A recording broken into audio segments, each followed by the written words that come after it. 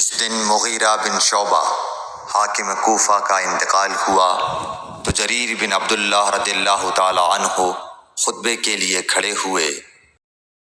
حضرت صلی اللہ علیہ وسلم نے فرمایا، عمل نیت ہی سے صحیح ہوتے ہیں یا نیت ہی کے مطابق ان کو بدلہ ملتا ہے، اور ہر آدمی کو وہی ملے گا جو نیت کرے گا۔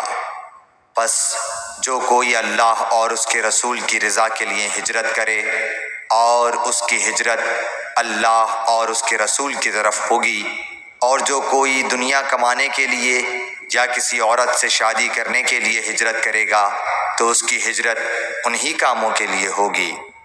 صحیح بخاری حدیث نمبر 54۔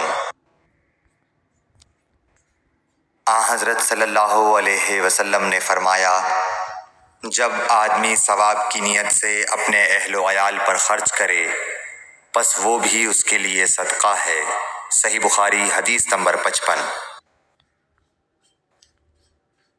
حضرت صلی اللہ علیہ وسلم نے فرمایا، بے شک تو جو کچھ خرچ کرے اور اس سے تیری نیت اللہ کی رضا حاصل کرنی ہو تو تجھ کو اس کا ثواب ملے گا، یہاں تک کہ اس پر بھی جو تو اپنی بیوی کے منہ میں ڈالے۔ صحیح بخاری حدیث نمبر 56۔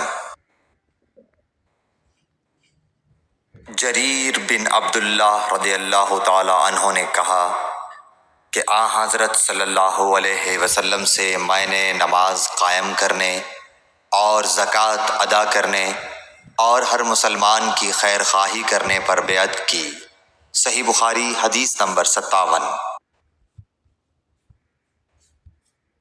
جس دن مغیرہ بن شعبہ حاکم کوفہ کا انتقال ہوا تو جریر بن عبداللہ رضی اللہ تعالی عنہ خطبے کے لیے کھڑے ہوئے اور اللہ کی تعریف اور خوبی بیان کی اور کہا، تم کو اکیلے اللہ کا ڈر رکھنا چاہیے، اس کا کوئی شریک نہیں، اور تحمل اور اطمینان سے رہنا چاہیے اس وقت تک کہ کوئی دوسرا حاکم تمہارے اوپر آئے، اور وہ ابھی آنے والا ہے۔ پھر فرمایا کہ اپنے مرنے والے حاکم کے لیے دعائے مغفرت کرو، کیونکہ وہ مغیرہ بھی معافی کو پسند کرتا تھا۔ پھر کہا کہ اس کے بعد تم کو معلوم ہونا چاہیے کہ میں ایک دفعہ حضرت صلی اللہ علیہ وسلم کے پاس آیا اور میں نے عرض کیا کہ میں آپ سے اسلام پر بیعت کرتا ہوں۔ آپ نے مجھ سے ہر مسلمان کی خیر خواہی کے لیے شرط کی، پس میں نے اس شرط پر آپ سے بیعت کر لی۔ پس اس مسجد کے رب کی قسم کہ میں تمہارا خیر خواہ ہوں۔ پھر استغفار کیا اور ممبر سے اتر آئے۔ صحیح بخاری حدیث نمبر 58۔